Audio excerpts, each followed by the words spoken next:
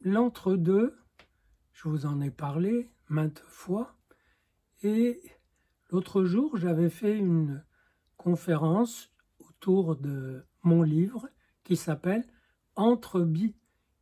Bible et Coran, plutôt.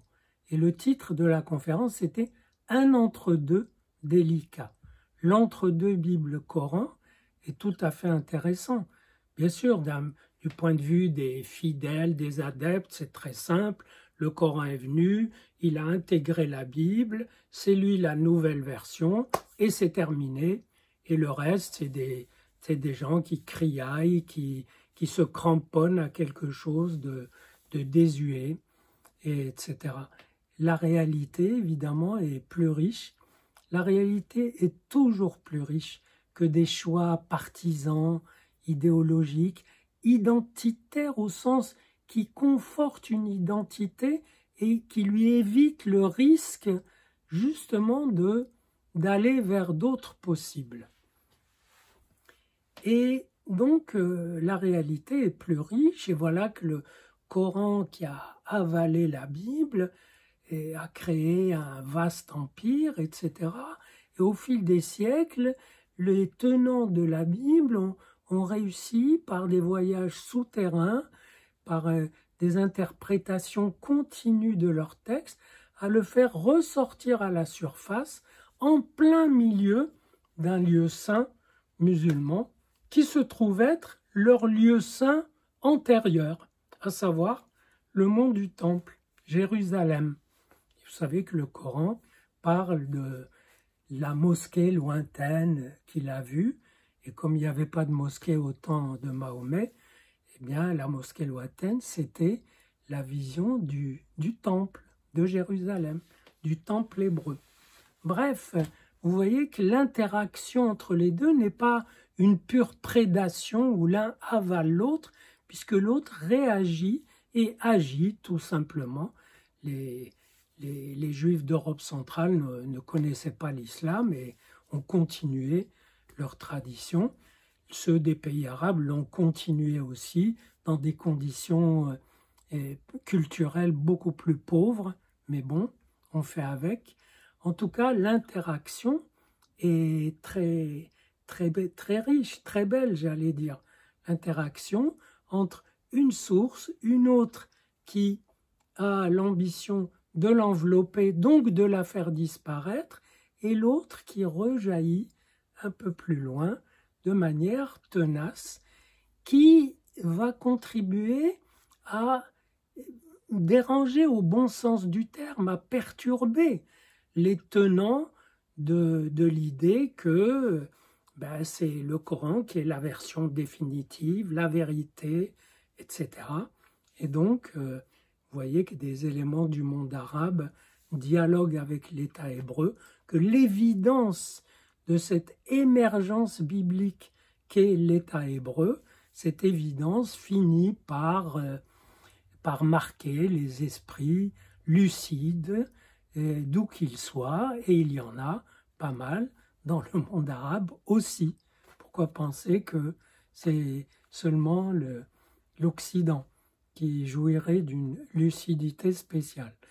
Donc cet entre-deux est tout à fait passionnant, et il peut enrichir les uns et les autres. Il peut surtout faire voler en éclats l'idée que on résout ces problèmes identitaires en enveloppant celle de l'autre, donc en la faisant disparaître par la soumission ou par la force ou par tout ce qu'on veut, par la pression. Et il révèle cet entre-deux que finalement la texture de la vie, elle déborde les fixations qu'on peut en faire, fussent-elles sacrées.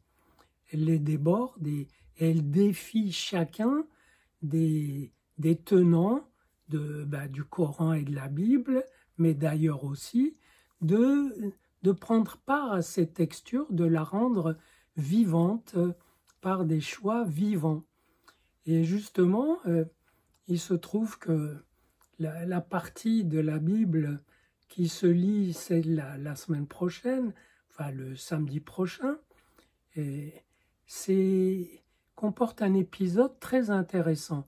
C'est Moïse qui, dans le désert, s'entend dire par son Dieu d'envoyer 12 hommes explorer la terre promise avant qu'on parte à sa conquête. Et ces hommes reviennent, un de chaque tribu, et disent, ben oui, cette terre, elle est magnifique, etc. Mais les gens qui l'habitent sont très forts, nous serons incapables de la conquérir. Et à ce moment-là, il y en a deux qui se dressent, de deux tribus différentes, et qui disent, mais pas du tout, cette terre, elle est bonne, et si Dieu, c'est-à-dire le destin, la vie, le Dieu d'Abraham, si Dieu a du désir pour nous, nous l'aurons, nous pouvons la conquérir. Et la masse décide de suivre les plaintifs, les pleurnichards, les mauvais qui trouvent que on les a piégés finalement, on les a fait sortir d'Égypte, traverser du désert, la soif, la faim, et puis voilà, devant une terre impossible à conquérir. Et la masse les suit, colère divine, et le Dieu dit à Moïse, eh bien, puisque ils ont médit de cette terre que je vous ai donnée, eh bien, ils n'y entreront pas. Et c'est leurs enfants qui y entreront. Et eux vont errer dans le désert pendant 40 ans jusqu'à ce que la relève soit assurée. Ça semble très cruel. D'ailleurs, le Dieu dit « Laisse-moi les exterminer et je ferai de toi un grand peuple. » Et Moïse, ou plutôt le texte, est conscient que on ne peut pas faire un grand peuple pur avec un homme. Et le peuple qu'on ferait les mêmes sottises, dirait les mêmes inepties que l'autre, donc autant faire avec celui qu'on a. Mais l'idée de dire, eh bien, ils n'y entreront pas, ça paraît une punition cruelle. En réalité, si on pense que le Dieu biblique, c'est l'être, ça veut dire, ils disent, nous sommes incapables de la conquérir, et ce qui leur est renvoyé par le divin, c'est « vous êtes incapables de la conquérir ». C'est le reflet de ce qu'ils ont dit. Ça veut dire « vous n'allez pas la conquérir ». Vous allez rester dans ce point mort de la promesse que vous avez décidé de marquer. C'est vous qui, en refusant le risque d'y aller, le risque qui suppose la foi, qui suppose l'amour de l'avenir et de la promesse qui vous porte et qui vous projette vers l'avenir, eh bien, puisque vous ne voulez pas de ce risque, ça veut dire que vous vous condamnez à rester sur place. Eh bien, restez sur place et tournez en rond jusqu'à votre disparition. Ça n'est que l'expression, l'explicitation de leur posture.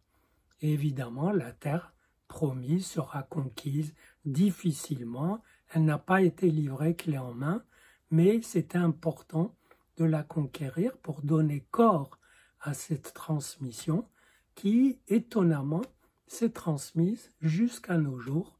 Et j'ai parlé de l'évidence de cet état hébreu. Elle est issue de cette transmission.